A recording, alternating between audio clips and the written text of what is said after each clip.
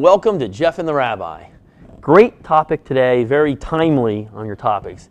Taxes, taxing the rich, and Judaism. It's a good topic. So I'm just going to throw some stuff out here for you. We just got through with a situation. We got an election in America here in our country, and we decided certain things as a nation. We decided that the people you work for might take care of your health care for you, or because you're a valued employee, or you pay for your own health care. But when you cut your finger, you get to go right down to the doctor there, and you make an appointment. And you get to see somebody. Now, there's somebody else out there who doesn't pay for their health care, that they have to go wait 3.5 hours in a line at the emergency room. That's not fair. And so, since that's not fair, we decided that person is now entitled to have the same health care that you are, even though that you pay for it and they don't. Okay, I get it. But we also have a situation. Let's say you're lost on your way to Jeff and the Rabbi. You can pick up your cell phone, you can call, get directions, and you can get here. Now, there's people out there that can't afford a cell phone. That's not fair. So shouldn't everybody in society be entitled to a cell phone? So in our society said yes. And there's other things too. When you go to the grocery store, you take out your credit card or your cash and you pay anything you want because you have a job. There's people out there, like 47 million people out there, that now we're going to give a credit card to. They can go up in line and they're going to pay for whether it's their cigarettes, their beer, or their baby food, whatever happens to be, or lottery tickets. We're going to pay for that because they should be entitled to have the same thing you are. Now, this is all great, and I assume because Judaism must be for fairness. So that makes sense that if you've got it, I should have it too, and that makes sense. Only one little small problem is that everything that I'm now entitled to, someone's got to pay for. So what our country decided, which makes sense, well, I think it was back about 10 years ago, Dick Kephart, who was a congressman from Missouri, he called the rich the winners of life's lottery. So the winners of life's lottery should probably pay for this, is what they're saying. The rich people should pay for it. The reason why is because there's a lot more people out there that aren't rich and few people that are rich. So if you're a politician, let's make the rich people pay for it. And the rich people should forget about economically how bad that is for society, and forget the fact that you can confiscate every dime that every rich person makes and you're still not going to pay for everything that you're now entitled to. Forgetting about all the economic thought about that.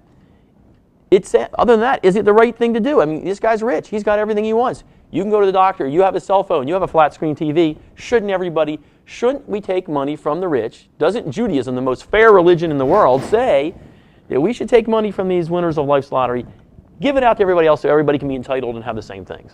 Well, and that makes sense to me. I'll tell you, Jeff, first of all, why don't you take a couple of Valium? I know. I get excited about this conversation. I get very excited. A little bit, Yeah. Okay, and by the way, I don't even know if it's true or not, but I think that the people with the emergency room thing would say that it actually costs you more to have these people show up at the emergency room, unless you're going to tell them, sorry, we're not accepting you at the emergency room. It actually costs more for have them show up there. It actually does. So, but anyway, let's the big book.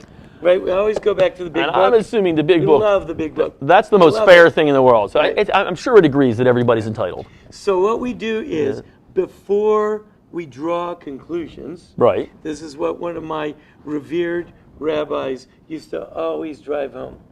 Before you come up with an opinion, read the book, and then see what it says to you. Okay. Now, many people, of course, read the book and then go find some way to make it say what they've decided already. I've heard that. Yeah. But let's just take a step back and read and see what we get out of it. And maybe you'll find some support for what you were previously thinking. Maybe you'll find some new ideas that open you to some other ways of thinking. And maybe we'll find some things that no one would have ever dreamt of in the first place altogether. I'm in. Okay. I'm right. Okay. So what do we got? Nehemiah. In English, they pronounce it as Nehemiah. In Hebrew, his name is Nehemiah. Okay. Nehemiah was at the very end of prophecy. He lived around the year 400 BC, and he lived in Persia, moved to Israel. He was very prominent in the Persian government. As a matter of fact, like the number one advisor to the Persian king. When the Jews were allowed to return from Babylon which Babylon got taken over by the Persians. Right. So when they were allowed to go back from Babylon, Persia, to rebuild the temple, it had been destroyed. They had been exiled to Babylon. The Persians took over Babylon.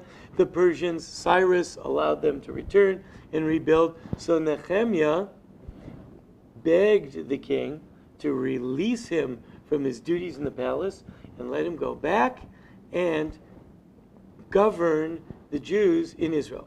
And one of the big things he did, as we have the photograph right behind us, was he rebuilt Jerusalem and put a wall around it. Okay, Aside right. from many other things as a governor. But he's really remembered as the one that built the walls around Jerusalem, which enabled the community to be secure and grow. And that ushered in the whole Second Temple era. Okay. Okay. Yeah, that's the Nehemiah I heard of. Okay. That's make the sure. Nehemiah. Okay. Right. Now here we are, Book of Nehemiah, chapter 5. Here's what it says. Now, the outcry of the people and their wives concerning their Jewish brethren was great. So there was they came to Nehemiah and they were screaming. Nehemiah is like the Jewish governor. He's working, of course, for the Persians, but he's the Jewish governor. He said, there were those who said, with our sons and our daughters we are numerous, and we must buy grain that we may eat and remain alive. So problem number one, not enough food. Not enough food. Or for not all the enough people. money to buy food. Right. They're starving. Big families, and starving. They came and they complained, we're starving to death. Help us out. Problem number one. All right. And there were those who said, problem number two, we are mortgaging our fields and our vineyards and our homes to buy grain during the famine. So they said, we got a problem. We need to eat. There was a famine going on. Prices obviously shot up. They mortgaged everything they had. And now their mortgages are being held by the wealthy people. So they're mortgaged over their heads. Right. Okay? Now, number three, and there were those who said, we have borrowed money against our fields and our vineyards for the king's tax.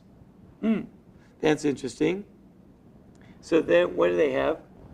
The king, Persian king, made them pay taxes. Right. Big tax bill. They couldn't pay. Well, you can't say to the king, sorry, I don't have any money. Didn't work that way back then. King says, well, sorry, you're dead. Right? Right. Or you're in the dungeon, or I'll just grab a couple of kids and head on off. So therefore, they had to borrow money to pay taxes. They had to borrow money to pay taxes. So all three of these groups came to Nehemiah. They said either we don't have any money to buy food, or we had to mortgage all of our property to buy food, or we had to mortgage and borrow to pay taxes.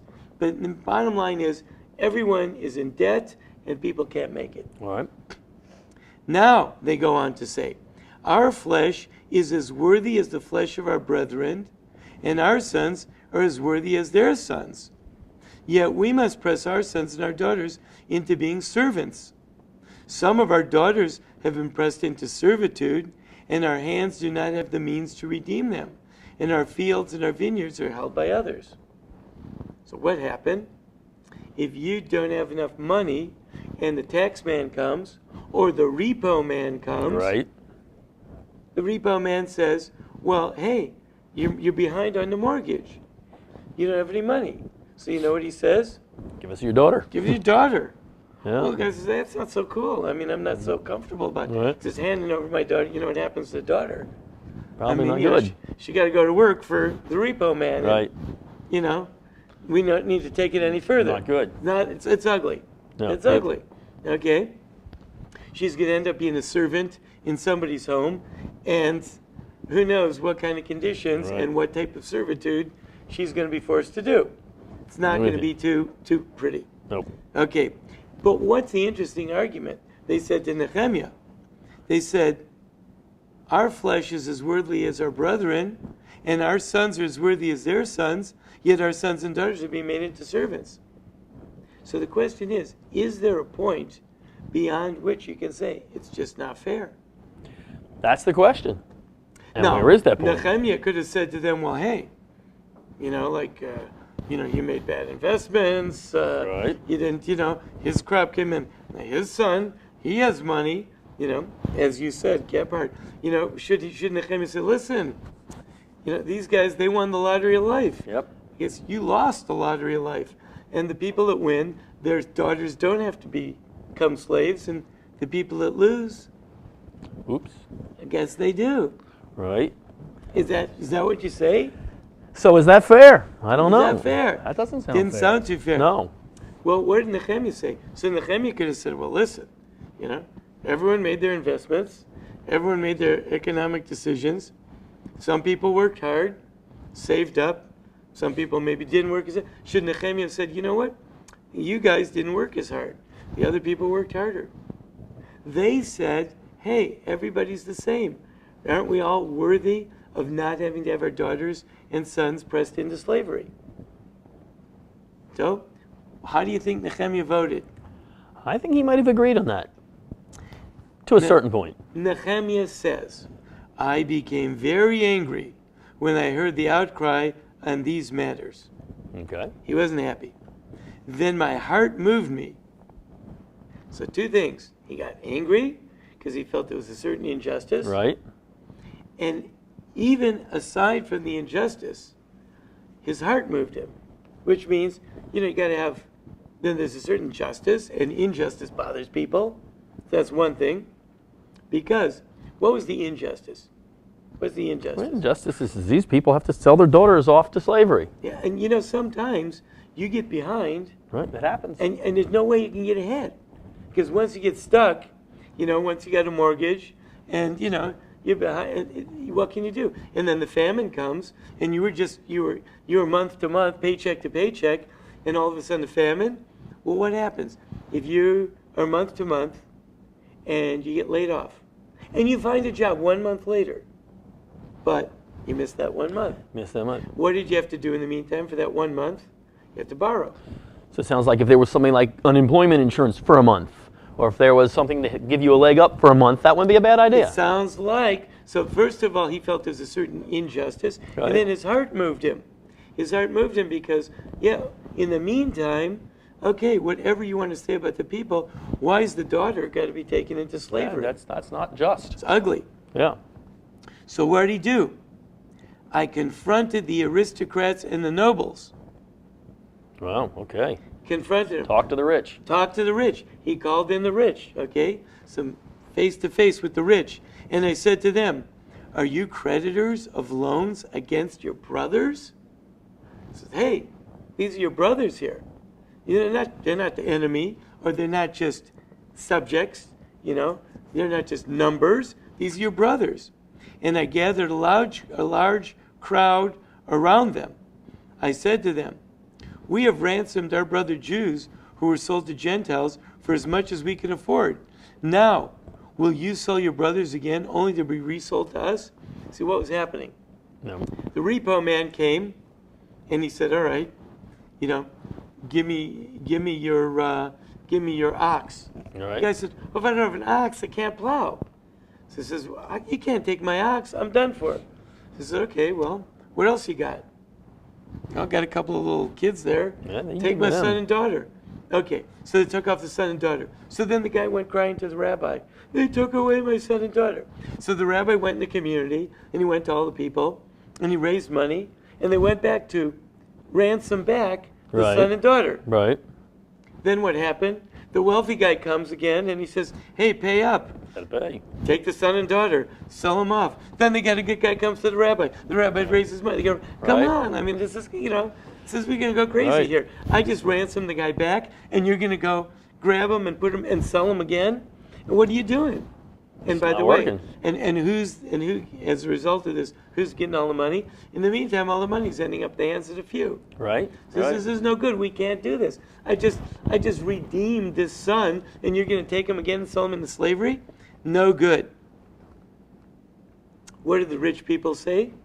What did they say? They were silent. I can see it. I can see it happening. They could not find a response. Yeah, it's a tough one. I mean, so the guy said, listen, I own apartments. I invested my money. They didn't pay the rent. what do I do? Out in the street, I got to put them out, right? Yep. I mean, what am I supposed to do? So Nehemiah said, "The thing you are doing is not good.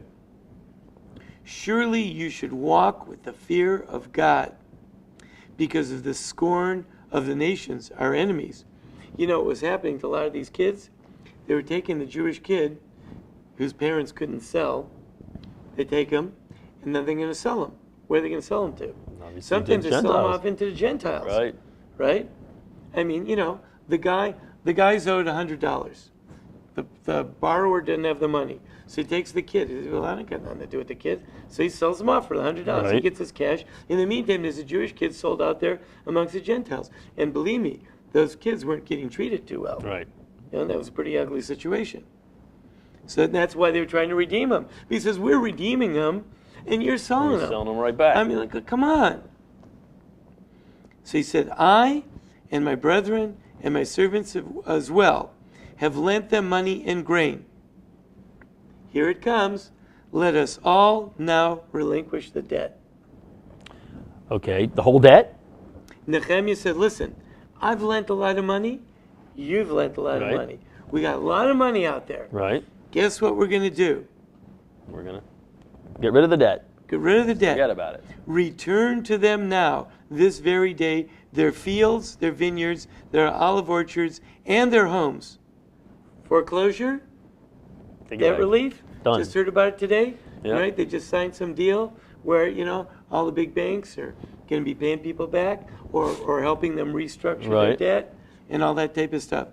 As well as the hundreds in money and the grain, the wine, and the oil that you hold against them. Okay, so now that they gave it all back, what happens tomorrow when they get back in debt again? They replied, we shall return it all, and we will make no demands of them.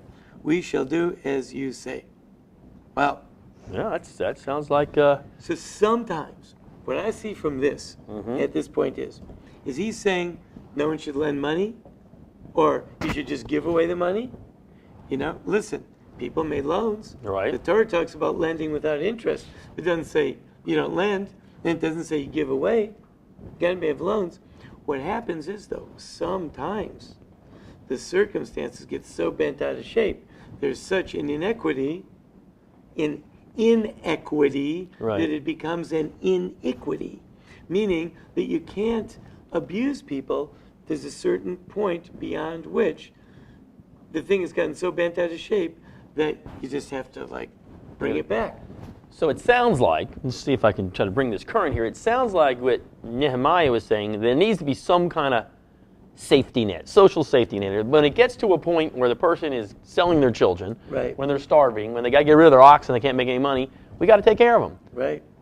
Where in there is anything about the cell phone? I missed that. Right. You didn't bring up the cell phone. Right, that's right. I understand the entitlement Right. to keep their children from going to start. That's Is right. there entitlement for the cell phone in That's there? right. Did Nehemiah bring that up? So, you know, to tell you the truth, you know, we had a family in our synagogue that the wife had a child and due to complications could not go back to work. Okay. She absolutely could not go back to work. Had a kid, special needs, absolutely this Right. wife cannot go back to work. Right, Okay? okay. Meantime, husband lost his job. Okay? Meantime, they had just moved into a new house. Right. Okay? They didn't have any savings. They really went all out just to get this house. Okay? So they're now living in a nice house. Right. Right? And they had just bought, making payments on a decent car. She's not working and he's not working. Okay? Now, they of course turn to the community and we got to help them out.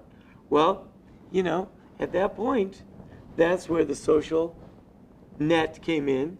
So there was unemployment. They both don't have any money and they don't have any income. The kid got on Medicaid.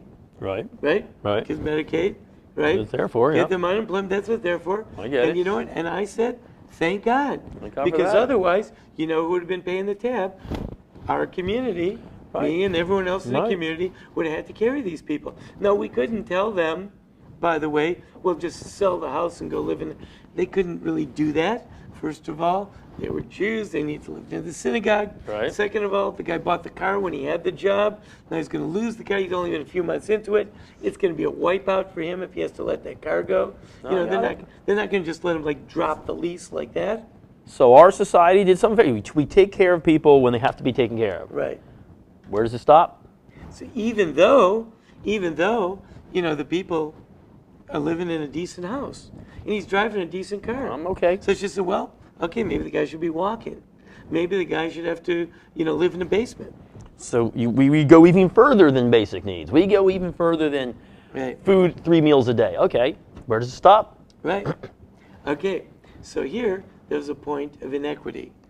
And there is survival. And there is this point where you have to, where is the responsibility of the wealthy to not overly disadvantage the poor. But you're right. Do they have to have a cell phone? I don't know. Depends on what the standards of the day are. I mean, he said, give them back their homes. Right. The money, the grain, the wine, and the olive oil you hold against them. Well, those were all kind of basics in those days. And they said they're going to return it. But by the way, let's read the end of the story because there's a few little caveats here that are kind of interesting. Then I summoned the Kohanim, and I administered an oath upon them to act in accordance with this manner. Okay, now, what does that mean? The Kohanim to act in accordance with this manner. Well, actually, it has. If you look into it, if you read the commentators, what happened was he's made the Kohanim police this event because he said, I know they said they're going to do it, but are they going to do it? Right. Okay, so he actually swore in the priests to police it and see that the wealthy people really did what they did. Okay, because people don't always do what they do. Okay, and then I also shook out the hem of my garment, and I said, so may God shake out from his home and from his toil any man who does not fulfill this manner, and so may he remain shaken out and empty. So he said, if you guys don't live up to your responsibility to the poor people, we're going to take away everything from you. So even levied a punishment on them, potentially. The entire congregation said, Amen. And they praised Hashem, and the people acted in accordance with this manner, and everyone lived up to it. Now, this is personal responsibility. But I wanted to say something on the other side. Nehemiah says, moreover, from the day that the king appointed me as governor of the land of Judah, from the 20th year until the 32nd year of the king Artaxerxes, for 12 years, I and my brethren did not eat of the governor's food. What does that mean? He was appointed governor of Judah. That means comes with a salary and comes with a stipend from the government to live in a palace because he's the governor, and to collect and he's paid for his expenses. He gets an expense account and trips and vehicles and the food and all that stuff. And what did Nehemiah say? I didn't take it. I didn't take it. Why didn't I take it?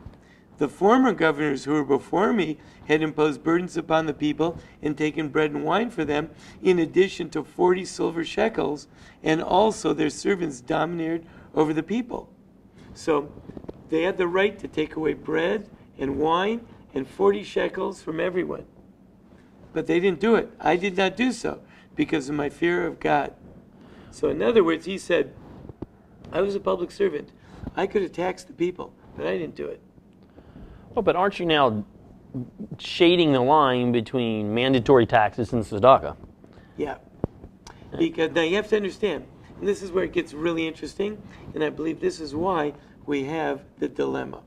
It seems as though everybody realized that the taxes to the king were bad, because the king was taxing them for the king. Right. And that's what I said before. The people said, hey, we have to borrow money just to pay the king's tax. And Nehemiah said, I would not eat from that stipend because it's evil. Right here I know that people are being taxed to pay for it. They should be paying for me to live in my palace and drive around in my government car. I'm not going to do it. However, we have a new thing now. Right. This is a new thing in history. And this is called government by the people. Right. So technically, the government is the people. Technically, See, yes. in those days, there was the king, and the king said, the government is me. And because you live in the country, I get to take money from you, and I get to be rich and wealthy, and that's your job, is to pay me. Everyone recognized that that was bad. That's bad. The problem is, what happens when the government presumes to be the people? So the government here, see, what Nehemiah told them was, if the poor man owes you money, then you have to release your debt to the poor man. What if the government says you have to pay the government so the government can give to the poor people? Well, that's a different question. Right. So here's where I think it gets really dicey, because I think that what Nehemiah was doing was trying to enforce, using the power of the government to enforce charity. That's a different thing. Right. And that's where, so we see. And what happens is, nowadays, when we have this whole debate, I think this is where it gets very blurry. So you're saying that it's not charity if, say, the president of a country wants to take a $20 million vacation. Is that the same thing as taking my money for that and giving it to a poor person? So the fact that the president or the government takes money away from people, that's bad. The fact that wealthy people are owed money by poor people, and sometimes it gets bent out of shape, that's also bad. What's supposed to happen is that the wealthy people are supposed to know there's only so much you can take from the poor people. Gotcha. Right? And they have to do acts of charity and justice with the poor people. Now the question is, in governments such as the United States of America, is that the king? Or is that the people? I think that's where the line's blurred a little bit here, because it'd be different if the money was going to the people where the people wanted the money to go, but when we incur debt for things that are just so outlandish, right, it's not charitable anymore. Here's where the real debate lies, because what's happening is, I believe, is the debate, there's a certain inequity in the debate, because people who don't want to give money, people who don't want to give money to the government are blamed for being like these aristocrats who are hard-hearted. Mean, cold. Right. Not right. I don't think that's what's really going on, because I think that what's happened is that many of these people are actually personally very generous people. In fact, statistics show that those same people are the people that give majority of it, even not based on their wealth, the majority of the tzedakah, the majority of the charity, the majority of the help to the poor is given by these people. Right. The problem is there's inserted a third party in between the wealthy and the poor. Right. And that is, in the United States, it's called the government. And the government is now supposed to be the arbiter of charity. Right? Correct. And that's what a lot of people have a problem with. Or, as I said recently to someone, I don't mind giving a greater share of my wealth to the poor people.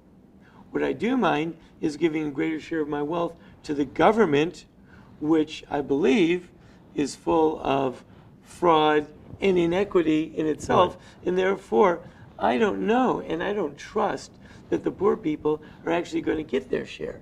I'm afraid if I give more money to the government, it might go to other wealthy people who have managed to influence the government in one way or another. You mean like with their green energy company or something like that, right? A green energy company or their NASCAR or their racetrack. NASCAR racetrack, right? Right? Right. Which is okay. If you want to have a green energy company, great. If you want to have a NASCAR racetrack, great. I don't want to pay for either of them, personally. See, I'm with you. So let's get back to then Judaism then. Does Judaism feel then that we have is there an obligation, let's go back to the fairness thing, the obligation for everybody to be equal in wealth? Does Judaism feel that? In other words, I can get better health care than you. Is that not fair? Absolutely not. There are wealthy people and there are poor people. And that's okay? That is good. That is a good thing. It's the way God wanted it, and it will always be. There are wealthy people and there are poor people. There is also a concept of justice.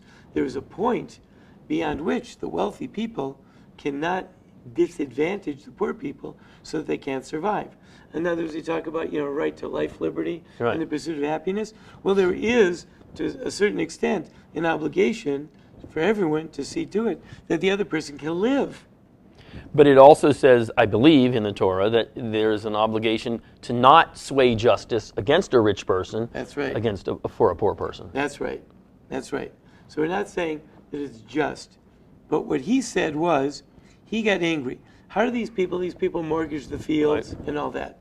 So he called in the aristocrats and he said, listen. He said he got angry and his heart, and he said it moved them and his heart was moved. Meaning, he said, listen, we've got to do something. There's an inequity here. Right. So there's one thing. There's another thing. He didn't say to people that we're going to take away all the wealth. He said, all the homes that you repossessed, you got to give them back to them. All the debts that they owe you, you have to forgive them. He didn't say you have to give everyone a bag of gold also. Or a house the size of this house. Right. He just said the monies that may have come to you from them may have come in a way that they had no choice. So it really was not fair. So give it back. But he didn't say, what we're going to do is, all you rich people, we're nationalizing the wealth and we're going to redistribute it equally. Never said anything like that. So his definition of fairness was, listen, you can't take advantage of people that can't survive without this. His definition of fairness was not that these people should have absolutely everything that you have, and if not, that's not fair. And we got to keep making these people paying their fair share so that everybody's equal. He didn't say that. But for example, the king came along. Everyone recognizes the king is evil. Right. The king is evil, and he took some money. He said, demanded taxes. They couldn't argue with the king, right? So what he did was they went to borrow money. Well, the lender in that circumstance has to realize that sometimes the guy really didn't have a choice. So you got to cut him a break. No, I understand that. You have to understand. But the bad guy might have been the king. The bad guy was the king. So is the bad guy... but in this case, the bad guy's the king. This would kind of be like cancer. Right? How do you do that? The king's a cancer. Right. So you got someone, and the wage earner in the homes got cancer. Now, what are they supposed to do? They got to go out and borrow money to eat. Well, now they got to go out and borrow money to eat. And the guy's not earning money because he's in the hospital getting treatments. Okay, what are they supposed to do? At that point, that's when the lender might have to forgive the loan. Gotcha. So if I can maybe bottom line this here and tell me if I'm right. The bottom line is, in a fair and equitable society, we have to take care of the people that can't take care of themselves. Right. It would be wrong to not take care of them. So there has to be this safety net situation where people are taken care of. We have to realize that sometimes people really, really do get in a bind that they can't get out of. Gotcha. And they're not guilty for having gotten in a bind. As a matter of fact, they said, our sons and our daughters are worthy like yours. Makes sense. Right. That's a fair society. Right. But I guess in today's world, we have to decide when the fair society gets to the point of where it's no longer a question of fairness, but a question of redistribution and a question of making sure everybody's equal. Equal and fairness doesn't necessarily mean equal. Right. Now, the problem here really is that in a society that doesn't have like a governance by really, really righteous people, such as here, Nehemiah, where he said, I never even took my salary. I trust him. He was a good guy. I vote didn't for take him. my salary. And he said, I also lent money. He said, I lent money to you, right? He said, I lent money as well as them. So I'm going to return the money. I and my brethren, my servants as well, have lent money. I'm going to forgive the loans. You guys forgive the loans. But he was an above board guy, and he wasn't trying to make wealth for himself and pad his get all his cronies and give them all jobs, all his friends jobs and all that. He was real honest, and he even was foregoing the money that was really coming to him from the government, because he says, how can I take money from that government? And that just means that really people have to taking it pay from more you. taxes, right? So he felt for the people. When you have government like that, then those people can be trusted to make decisions and to walk up to the wealthy person and say, give up your money. But when you don't have money like that, Or government like that. a government Right. like that, then you can't trust people anymore. So how do you know to trust this guy or that guy? That's the real question. That's where we get in the problem. And I believe that's why people don't want to give their money. They don't trust the government. They don't trust the government. They see there's inequity. They see there's fraud. People that have dealt with the government know better than other people how much Right. fraud there is, Right. and therefore they don't want their money to go there. Makes sense. But the debate is around whether or not they believe the other people should be helped. And that's not where the real debate is. So that, I guess that's the real summary of what we're talking about. The debate isn't should people be helped. I think we all agree on that. People Right. should be helped. Right? Who's going to help them? How should we help them? I guess is the real question. Yeah. So the real question is, the real issue is, getting honest people back in government. That is a really, really tall order because the king, it seems as though there's always a king. And the king, everyone realizes, just wants the money to pay for his palace. His palace, his power, his And whatever. there's always a king, Yep. and that just seems to be a fact, that there's always going to be some form of government that's going to be sucking money out of the people. That can benefit from this, or Right. taking from them. That doesn't mean the wealthy people are excused from being charitable and kind. So it's the reality that we have to deal with. So, I've all long said that I believe when the government got into the charity business, that was a big problem. The government providing Social Security, that was a big problem. But, we live in a world where supposedly we have government for the people, by the people. That's where it gets to be pretty tough. Not always Is the true. government really for the people and by the people? That's perhaps where we need to look and see if we can straighten that out. Interesting. All right, it's good. It's good to get the perspective, and I think it's the correct perspective of the Torah and So Nehemiah. the really bottom line is, before we start to make decisions, let's read the book, see what it says, and maybe Makes that'll sense. create parameters for us and help us focus on what are the real problems, where the real issues lie. Because so many times we are arguing about issues that aren't real issues. Makes sense. Makes sense. Good one. Okay. Good discussion. All right. Well, I guess we'll be back next week Read with the book. another topical and great discussion. In Jeff and I will. Nehemiah chapter 5, Verse 16 is where you're telling me to go there? verse 16, right? Right there. Okay. All right.